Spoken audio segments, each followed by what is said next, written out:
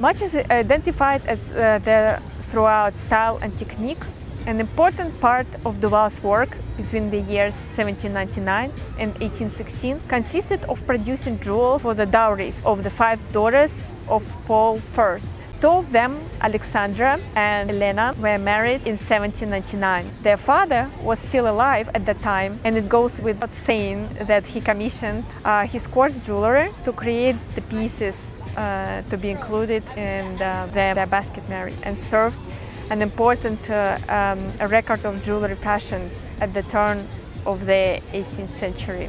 The dowry of a Romanov bride was a matter decided upon by her father or her eldest brother, whereas the practical details were handled by the cabinet of His Imperial Majesty. The value of the jewelry and the trousseau of Paul's first daughters was a staggering 600,000 rubles, a sum of money not readily available even for an emperor of Russia. Empress Maria Feodorovna, being a practical woman, known to have initiated a new system with regard to the planning and financing of the dowries of the younger daughters of the family, so that the funds didn't have to be raised at a moment's notice. Her idea to put aside a sum of 30,000 rubles per year for this purpose was accepted, and thereafter employed for all brides in the Romanov family.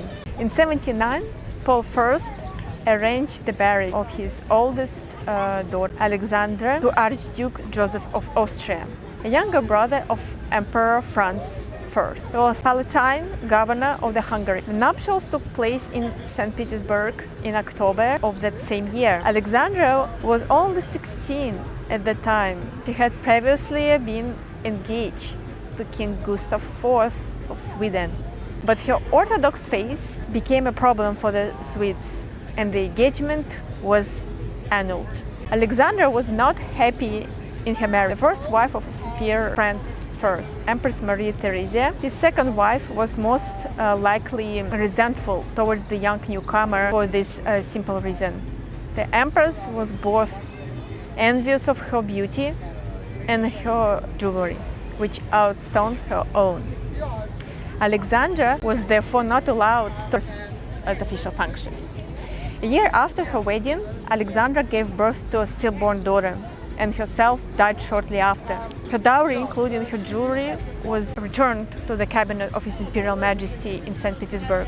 Many of the pieces were later included in the trousseau of her younger sisters, Maria, Ekaterina, and Anna. The magnificent precious stones and pearls came from the stock of the cabinet of His Imperial Majesty. Interesting to note that most of the jewels were specially designed and made for the young bride.